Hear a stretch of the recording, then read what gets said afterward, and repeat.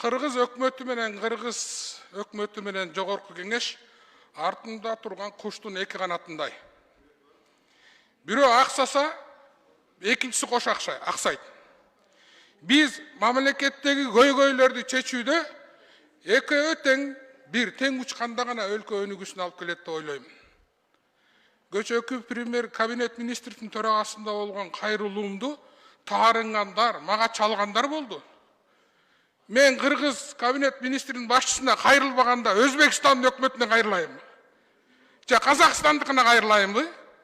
Кимге кайрылышым керек? Урматтуу депутаттар. Силер өзүңүздөр билгендей, биз элдин көйгөйүн чечүүдө көптөгөн каттарды жазабыз. Ошол каттарга кимдер кол коет? Зам министрлер кол коет.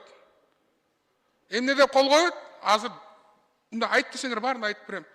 Биз муну карап атабыз. Бюджетке кирсе, Кудай буйруса, аткарылып калышы мүмкүн. Же быйыл киргизебиз. Болду. Сенин тияктагы региондогу көйгөйүң ошол бойдон калды. Ал кат министрге жеттиби? Министр карадыбы? Аны менен эч кимдин иши жок. Мен муну менен эмне айткым келет? Өлкөдө өнүгүүнү же өлкөдөгү алдыга жылууну акыркы 4 жылда көрбөй коюу бул сокурдук деп айтам. Аны баарыбыз көрүп атабыз. Мына Садыр Нуркожоевич Жапаров башында турган өкмөт эмнени гана кылган жок. Бир эле мисал. 500 мектеп жана бала бакча бул 4 жылда тарыхта болбогон нерсе. Тарыхый өзгөрүүлөр, тарыхый мына жаңы заманга ылайык алдыга жылуулар болуп атат. Мен бир гана мектеп менен бала бакчаны айттым. Соц объекттерди айттым. Мен анын больницаны, коргонууга кеткен башкаларды, жолдорду, аэропортторду айткан жокмун. Бул көзгө көрүнөрлүк алдыга жылуу болуп атат да. Муну көрбөгөн кишиге мен мындай башкача ойдо же бул жинди же такыр эле көрө албастык белгилери бар деп адам деп эсептейм да. Мына коргонуу жаатында болуп аткан иштер, генерал Ташиевдин кылып аткан коррупция менен болгон күрөшү, буларды көрүүгө мүмкүн эмес. Бирок ошонун айланасындагы министрлер ушул темп менен жетишип атабы, жетишпей атабы? Ушул темпке мындай чогуу баратабы? Бара албай атышат. Бир гана пример. Какшадым, мен кат жаздым. Жетөгүз район Желедөбө менен Чоң Кызыл Суу мектептери МЧСтин бардыгын катып турат. Айланайындар, ушуну бүтүрүп берип койгулачы. Балдар деген ушул аварийный мектепте окуп атат. Эми муну кат жазып, кайрылып, жообун ала албайсам, айтсам, эми кичине эмоциональный адам экен, мунун эмнеси жаман? Урматтуу премьер-министр ушул экөөнү карап коюңузчу десе, мени карамакта эмес, укмакта эмес. Эртең барганда, бүгүн барганда, бүрсүгүнү барганда баарыбызды угуп атат да.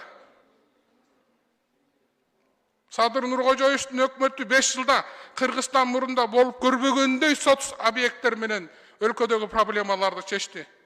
Менин оюмча ушул биринчи срогунда өлкөдө соц объекти калбаган биринчи президент деген атка конот болуш керек. Мына образына көбөрө өзүңөр деле мындай эсептеп көргүлөчү, өзүңөрдүн райондогу канча мектептер салынып атат. Кара Сууда, Таласта, Ошто, Жалал Абад, Нарын, Көл. Мына мен өзүмдөн эле алайда, мен өзүмдөн эле районун айтайын, бир экеле мектеп, бир экеле бала бакча калды. 80-90% чечилди. Президент Жапаровдун убагында биринчи срогунда ушул соц объекттер, бала бакчалар, мектептер, больницалар калбаган өлкөгө айланабыз деген ниет кылып атабыз да биз. Ошого жардам берип атабыз да. Бюджетти алып келгенде акча сурап атасыңар, бюджетти алып келгенде башка нерселерди сурап атасыңар. Биз могу куштун эки канатындай болуп, өкмөт менен чогуу ушул тарыхый моменттерде кийин элдин оозунда биз да 7-чи чакырылыштын депутаттары калалы деп аракет кылып атпайбызбы? Анан бирдеме айтсак эле, таарынасыңар, таарынсаңар таласка баргыла. Ооба, бул деген бул сөздүн маанисин да жакшы билесиңер. Илгери Хан Ордо, Манас талашта болгондон бирөө таарынса эле таласка, Манаска барып арызданып баргыла деп айттык. Эми андай болбойт да, мындай чогуу керек да. Жакшы жактарга өзүңөр барасыңар, өкмөт мүчөлөрү. Депутаттарды чакырбайсыңар. Эң сонун ачылыштарга чоң-чоңдоруна чакырасыңар да, Алмазбек Акунжанов. Кичинекейине депутаттарды чакырбайсыңар. Кичинекейде эсептегенин керген. Кудайга шүгүр, бир мектепти уже биз кичинекейде эсептеп калдык. Ал убагында бир мектеп салыш чоң окуя болчу ал. Кошундан жаңы үй салса сүйүнөсүң. Ал мектептер, жолдор, тарыхый окуялардын ичинде биз ушу кызмат кылып атабыз да, жаман жакшы көрүнүп. Буларга таарынмай жок, достор. Таарынсаң анда мамлекеттик кызматка келбей эле кой. Анда мамлекеттик кызматты жыйыштырып берип кой, үйүнө барып аялыңа таарына бер. Бириңе бириң таарынып отура бергиле. Биз тарыхый окуялардын үстүндө баратабыз, Кудай буйрса айтып атабыз. Мына мен дагы айтып атам. Биринчи мына президенттин биринчи срогунда Кудай буйруп экинчисине барып калса өзү билет дечи. Сол объекттери, жолдору, аэропорттору, башка нерселери чечилген бир өлкөгө айланып баратабыз, Кудай буйрса. Фундаменталдуу эмес, визуалдуу жакшылыктарды көрүп атабыз, шаарлардын өзгөрүүсүн. Бул жаман нерсеби? Ошол эле убакта фундаменталдуу экономикалык кээ бир нерселер, фундаменталдуу саясий нерселер өзгөрүп атат өлкөнүн ичинде. Бир кырсык, бир баледен куткарды бизди, коррупция менен күрөш деген, криминал деген. Эмне бул кыргыздын дем алуусуна жардам бербейби? Бул дем алуусуна эмес, космоско учуусуна жардам берет керек болсо. Ошон үчүн дагы бир жолу айтам, Алмазбек Акунжанович, биз өкмөтүбүз менен чогуу иштешибиз керек. Биз жогорку кеңеш, өкмөт, эри шаркак иштешибиз керек. Бири-бирибизге таарынбай, жаман көрбөй, каттарыбызга нормалдуу жооп беришиңер керек. Жөн эле шаблон үстүнө жазып коет, Массабиров или Түлөбаевди жазып коет, асты бирдей эле астына колду кое турат. Министриңер алмашып кетсе астына зам министр. Ой, министрден кат алган кимиңер бар кана? Мен айткылачы. Министрдин аты менен кайсы депутатка жооп келди? Урматтуу төрага. Кимге жооп берди ушул министрдин атынан? Бирөөнө да жооп берген жок. Бүт зам министрлердин атынан. Ал зам министрин колду шилтеп коет да ура берет. Тиякта элдин тагдырычы. Эртең ошол мектептеги кулап кетсе, МЧСтен кулап кетсе, эмне деген тагдырлар? Бир балага жетпей, эмне муңдап зарлап жүргөндөр бар. Оңдош керек ошол мектептерди. Конкретно айтып атам мына, берип атабыз. Биз деген азыр өкмөттүн жаңы үйүн курабыз деп атабыз, өкмөттүн баарын бизге ташыйбыз деп. Аны эмне кыласыңар куруп, биринчи буякты бүтүрүп албайлыбы? Жаңкышарган жакшы үйлөр, бардык министрлер өзүнүн зданияларында отурат го. Налоговыйга жаңы здание салат. Кайсы арыңарга налоговыйга жаңы здание саласыңар? Тиягынан миллиардтап жеп атса. Анын ордуна салбайсыңар мектептерди бүтүрбөйлү ушул биринчи срокто баарын.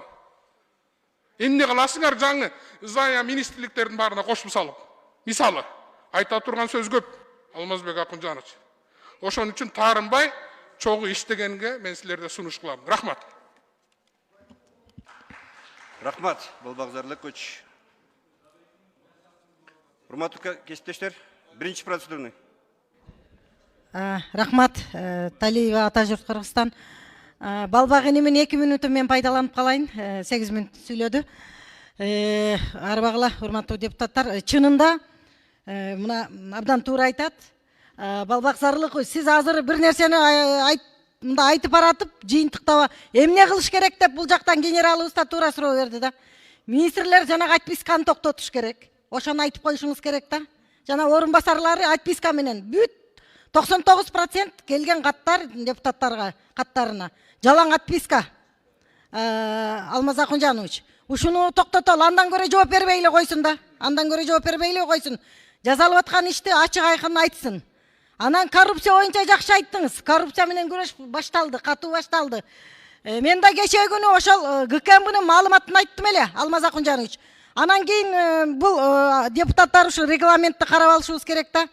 Кадр койбойт депутаттар, ректор койбойт. Ректордун креслосуна эч кимдин көзү бүткөн жок. Мурду бүткөн жок, көзү бүткөн жок, көзү каткан жок. Шайлоо жакындап атат, ректордун орду керек болуп калган окшойт деп кечээ бир канчасы чалды. Мен Баткен мамлекеттик университетинин ошол 18 миллионго жакын, бул миллион, миң сом эмес. Мына ошончо баягы коррупциялык схемалар жөнүндө айттым. Ал маалымат, так маалымат, ГКМбнын маалыматы. Ал айрымдар айтып атат, ошол ректордун орду керек болуп калган окшойт деп ушул жерден дагынчы мен ачык айтып коеюн. Ректордук кызматка депутат кызматты ректордук депутат койбойт да, кыскасы. Мен тиги дагы бир жол баса белгилейм. Бул элдин акчасы. Ордуна коюп койсун, Мен ал кишинин жасаган жумушун сапатын айтканым жок, билим сапатын. Абдан билимге жакшы иштеп атат, билим сапатын көтөрүп атат дейт. Анда байли, бирок жанагы акчаны коюп койсун ордуна. Элдин акчасы 18 миллион акча. Ошон үчүн кулагыңа күмүш сырга айтып койгула, ошол айтып барчылар бар. Мен ал ректордун тааныбайм дагында. Ушул коррупциялык маселеде аябы жок. Жана Балбак мырза туура айтты, тарынсаң таласка бар депчи. Тарынышпасын, аябы жок, бири-бирибизге аябы жок. Коррупциялык схемага аралаштыңбы, жазаңды алышың керек. Мен ошону айткым келип турат.